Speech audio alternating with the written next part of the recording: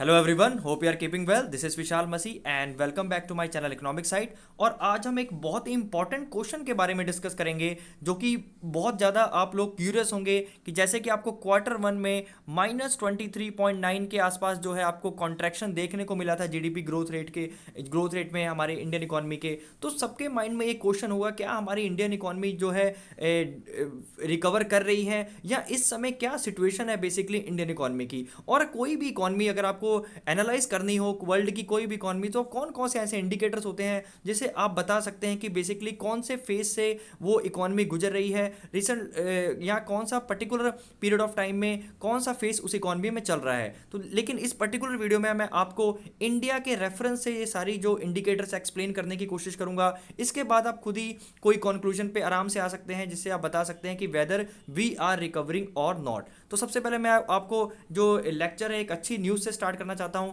जिसमें आप देख सकते हैं Indian economy sees uptick, auto sector shift to the highest gear. देखिए यहाँ पर लिखा है, while Tata has reported its highest sales tally in month since 2012 in October, biggest biggie such as Maruti Suzuki India, Hyundai and Toyota too seeing the upward swing in sales. तो basically ये बात कर रहे हैं कि सेल्स जो है बहुत अच्छी हुई है इस पर्टिकुलर मंथ में। और बेसिकली अक्टूबर की जब बात करें हम, तो क्या इससे बताया जा सकता है कि इकॉनमी हमारी रिकवर कर रही है? बिल्कुल रिकवर कर रही है, आप बिल्कुल, क्योंकि ऑटोमोबाइल सेक्टर जो आप कह सकते हैं या ऑटो सेक्टर भी एक तरह का एक ऐसा इंडिकेटर होता है किसी भी इकॉनमी में ये स्टडी करने के लिए कि वेदर आपकी जो इकॉनमी है वो ग्रो कर रही है, रिकवर कर रही है या नहीं। ठीक है, अब इसके अलावा और भी कई फैक्टर्स होते हैं, उन फैक्टर्स को भी हम डिस्कस करेंगे with reference to the India. ठीक है, चलिए सबसे पहला जो आपका इंडिकेटर होता है दैट इज जीएसटी कलेक्शन। आपको पता है जुलाई 2017 को जो जीएसटी है that is goods and services tax, उसे इंट्रोड्यूस किया गया था हमारी कंट्री में। तो बेसिकली देखिए, जो हमारी गवर्नमेंट है वो 1 लाख करोड़ का टारगेट लेके चलती है हर मंथ कि कम से कम 1 लाख करोड़ का जो एक आइडियल रेवेन्यू है वो जीएसटी से आना चाहिए। लेकिन अगर हम इसके डाटा की बात करें, देखिए ये 1 लाख करोड़ हमें कब देखने को मिला था? जनवरी में देखने को मिला था। उसके बाद करेक्ट 8 महीने बाद हमें वापस जो है 1 लाख करोड़ का जो है जीएसटी कलेक्शन देखने को मिला है। देखिए, अगर आपका जीएसटी हाई है इसका मतलब है सेल्स हाई हो रही है। अब सेल्स हाई है किसी कंट्री में तो इसका मतलब है वहां पे लोग डिमांड कर रहे हैं बेसिकली। ठीक है, तो इस चीज़ों से पता लगता है जीएसटी अगर अच्छा है, अगर कलेक्शन हाई है, तो बेसिकली इससे ये पता लगता है कि जो इकॉनमी है वो एक अच्छी हेल्थ में है या आप रिकवर कर रही है। तो अगर जीएसटी कलेक्शन की रेट की बात देखें तो आफ्टर 8 मंथ्स हमें जो 1 लाख करोड़ का मार्क, या आप कह सकते हो 1 लाख करोड़ का जो बेसिकली एक तरह का एक एम है वो हमें देखने को मिला है। और पिछले 8 महीने से फ्रॉम फेब टू आप कह सकते हैं सितंबर, जो पिछला हमारा जो 1 लाख करोड़ का हमने जो मार्क किया था पार, that was in the January. Okay, that was 1 lakh 10,818 crore. So recently we have crossed the 1 lakh mark in the October month. So which is a good sign. So you can say yes, we are recovering.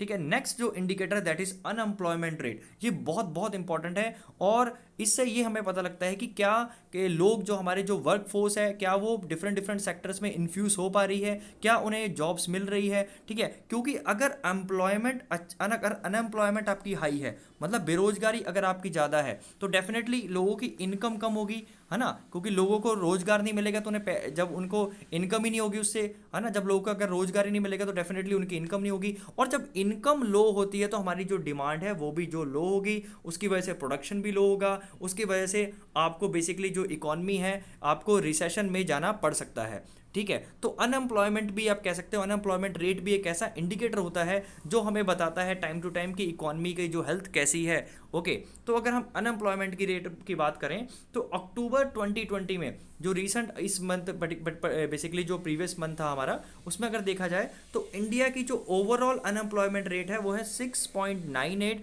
जिसमें urban की है 7.15 और rural की है 6.90। तो अगर हम इसे डिस्कस करें या इसे हम कंपेयर करें बेसिकली पिछले साल से नवंबर 2019, तो देखेंगे आपकी यहाँ पे 7.23 थी और अर्बन की भी काफ़ी हाई रेट ऑफ अनएम्प्लॉयमेंट थी even in the rural areas. तो आप देख सकते हैं कि धीरे धीरे क्या हो रहा है कि जो अनएम्प्लॉयमेंट रेट है वो भी कम हो रहा है। इवन अगर हम इसे इस ईयर से भी कंपेयर करें तो जो लॉकडाउन का टाइम था, जो लॉकडाउन का टाइम था, आप देख सकते हैं ऑलमोस्ट अप्रैल में 23.52 जो कि अनएम्प्लॉयमेंट रेट थी, जो कि बहुत हाई थी, जिसको हमने ड्रेस्टिकली रिड्यूस करते हुए हमने वी हैव कम टू 6.98। ठीक है, 2 सितंबर में थोड़ा सा और कम थी, उससे स्लाइटली जो है अक्टूबर में इंक्रीज हुई है अनएम्प्लॉयमेंट रेट, लेकिन ओवरऑल हमने क्या है इसको रिडक्शन किया है, या इसमें अनएम्प्लॉयमेंट रेट में जो है आपको गिरावट देखने को मिली है, which is a good sign. ठीक है, तो एक अनएम्प्लॉयमेंट रेट भी एक तरह का एक इंडिकेटर होता है किसी भी इकोनॉमी को ये डिफाइन करने के लिए, बेसिकली ये बताने के लिए कि कौन सा फेज उस इकोनॉमी में जो है बेसिकली चल रहा है। ठीक है, तो इस बेसिकली इस चीज़ से भी हम कह सकते हैं कि जो इंडियन इकोनॉमी है वो रिकवर कर रही है।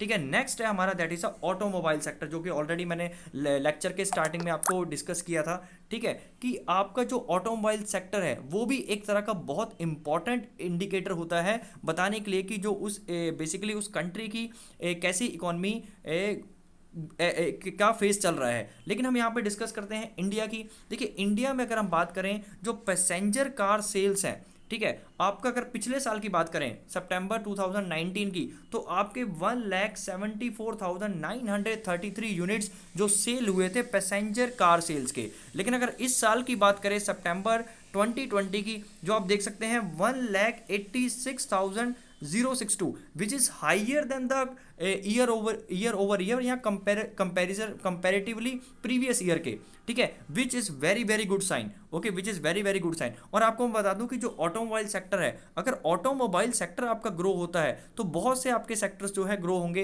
डेफिनेटली। बहुत ज़्यादा जो है जो एम्प्लॉयमेंट है आपका ऑटोमोबाइल सेक्टर्स में है, तो डेफिनेटली एम्प्लॉयमेंट लेवल भी इंक्रीज होगा, उससे इनकम इंक्रीज होगी, उससे हमारी जीडीपी जो ग्रोथ रेट वो भी हाई होगी।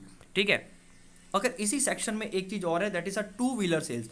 अगर हम टू व्हीलर सेल्स की भी बात करें, ठीक है, आप देखिए सितंबर 2019 की बात करें तो 1,96,082 थी, और इस ईयर पर्टिकुलर अगर पिछले साल से कंपेयर करें तो देख सकते हैं आपकी बेसिकली बहुत ज़्यादा आपको ग्रोथ रेट देखने को मिली है इसमें जो है टू व्हीलर सेल्स में भी।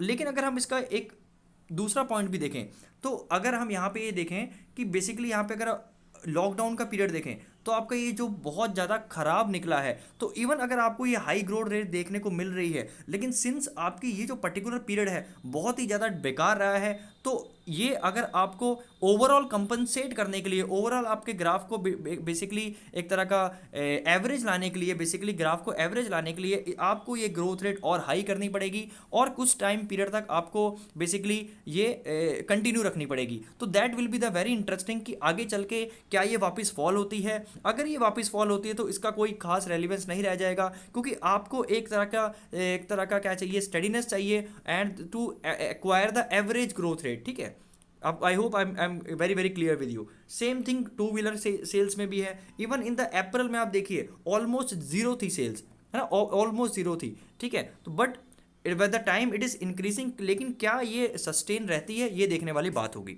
फाइन, नेक्स्ट आ जाइए that is a purchasing manager index. अब ये कुछ लोगों को ये चीज़ न्यू लगेगी, लेकिन ये बहुत सिंपल है। आप बेसिक्स वर्ड्स में आपको सिंपल वर्ड्स में आपको समझाता हूँ। देखिए, परचेसिंग मैनेजर्स इंडेक्स क्या होता है। परचेसिंग मैनेजर इंडेक्स जो होता है बेसिकली जो प्रोड्यूसर्स होते हैं उसको उनके सेंटीमेंट्स को बताता है कि क्या वो प्रोड्यूस करना चाहते हैं कोई पर्टिकुलर गुड, क्या वो कितना खुश हैं, मतलब कितना उनको फिजिबल लग रहा है इकोनॉमी में चीज़ें प्रोड्यूस करने के लिए। तो इस पर्टिकुलर इंडेक्स से हमें ये पता लगता है, और जितना ये इंडेक्स आपका हाई होगा इसका मतलब है उतना जो प्रोड्यूसर है वो खुश है, and they are ready and wanted to produce goods and services in the economy. तो अगर रीसेंट हम डाटा देखें तो अक्टूबर मंथ का देखिए, दैट इज आप थोड़ा सा आप शायद क्लियर नहीं होगा, दैट इज 58.9। तो जो आपका पीएमआई है purchasing manager index that is 58.9 which is very very good sign. ठीक है, which is very very good sign. और अगर आप इसे कंपेयर करें फ्रॉम द अप्रैल जो लॉकडाउन का पीरियड था, एंड वी आर देखेंगे कि हम इसे ग्रो कर रहे हैं धीरे धीरे, इसको भी जो ग्रोथ रेट आपको पीएमआई में भी देखने को मिल रही है which is a good sign. ठीक है, चलिए नेक्स्ट है हमारा core industries performance. This is also very very important. देखिए, हमारी इकोनॉमी में 8 कोर इंडस्ट्रीज हैं। कौन कौन सी हमारी? Coal, crude oil, natural gas, refinery products, fertiliser, steel, cement and electricity. ठीक है, और ये आठों की आठों इंडस्ट्री अगर इंडिया में 100% प्रोडक्शन हो रहा है ना आपका, तो आपका जो 40% आपका कोर इंडस्ट्री से ही आता है। मतलब इन 8 इंडस्ट्री से 40% हमारे पूरी कंट्री का जो टोटल प्रोडक्शन आता है। तो आप देख सकते हैं कि कोर इंडस्ट्री को परफॉर्म करना कितना कितना बेटर है। और आपको एक बात बता दूं, इवन 2018 या 17 के बाद से ये कुछ खास अच्छा कर नहीं रहा है हमारी कंट्री में। तो आपको मैं एक डाटा से एक्सप्लेन करने की कोशिश करूंगा इस पर्टिकुलर ईयर में। तो आप देख सकते हैं कि जो पिछले साल का भी इवन अगर आप सितंबर का भी देखें तो माइनस में चल रहा था, -5.1 की ग्रोथ रेट थी आपकी कोर सेक्टर में, जब ये कोविड सिचुएशन वगैरह कुछ भी नहीं थी। ठीक है, उसके बाद हमने नवंबर में हाईली पिक किया and in the Feb we can say it was the highest, that was the +6.4। लेकिन उसके बाद जैसे ही कोविड सिचुएशन आई फिर से ये बहुत ड्रेस्टिकली फॉल हुआ and which came to the minimum position, that was a -37.9 in the April May, you can say in that quarter. So which was you can say very negative point. अब धीरे धीरे वहाँ से भी हम grow कर रहे हैं, या क्या कह रहे हैं कि हम जो नेगेटिव ग्रोथ रेट है उसको ओवरकम कर रहे हैं and in September 20 it is -0.8। So आप कह सकते हैं कि it is also a good sign we are recovering back from a recession, या कह सकते हैं from the basically we are recovering from this particular bad phase of the economy. लेकिन ये भी पर्टिकुलर किस आपको ये अगर रिकवर करना है वापस, तो बेसिकली आपको ये काफ़ी टाइम तक, थोड़े एटलीस्ट 6-7 मंथ, नेक्स्ट 2-3 क्वार्टर्स तक आपको ये जो ग्रोथ रेट है उसको प्लस में रखना होगा। या आप कह सकते हो पर्टिकुलरली कुछ आगे टाइम पीरियड तक आपको ये जो आपको एवरेज अगर इसकी वो लानी है, ठीक है, ग्रोथ रेट, तो आपको हाई रखना पड़ेगा। तो ये भी आगे वाले टाइम में देखने को बड़ा एक तरह का इंटरेस्टिंग बात होगी कि क्या ये जो आपका ग्राफ है वो ऊपर देखने को मिलेगा और कब तक मिलेगा।